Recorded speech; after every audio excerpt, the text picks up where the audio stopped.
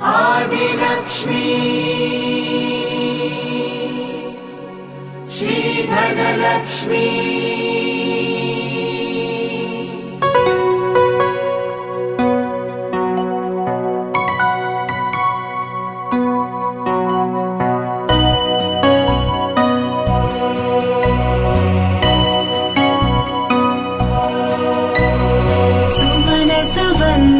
सुन्दरि माधवी चन्द्र सहोदरि हेममयी मुनिगणमण्डित मोक्षप्रदायनि मञ्जुलभाषिणि वेदनुते पङ्कजवासिनि देवसुपूजित सद्गुणवर्षिणि शान्तियुते जय जय हे मधुसूदन कामिनि आदिलक्ष्मि जय पालय माम् जय जय हे मधुसूदन कामिनि आदिलक्ष्मि जय पालय माम्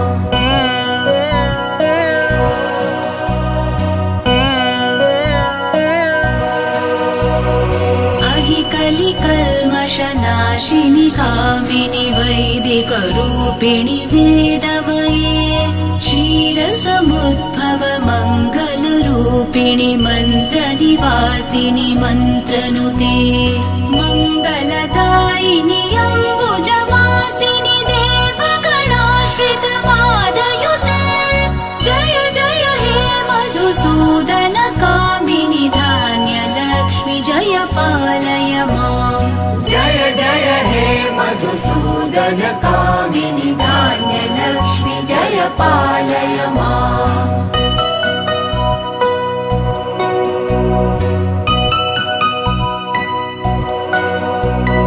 जय वरवर्णिनि वैष्णवि भार्गवि मन्त्रस्वरूपिणि मन्त्रमये सुरगणपूजित शीघ्रफलप्रद ज्ञानविकासिनि शास्त्रनुते भवभयहारिणि पापविमोचनि साधुजनाश्रित पादयुते जय जय हे मधुसूदन कामिनि धैर्यलक्ष्मि सदा पालय माम् जय जय हे मधुसूदन कामिनि धैर्यलक्ष्मि सदा पालय माम्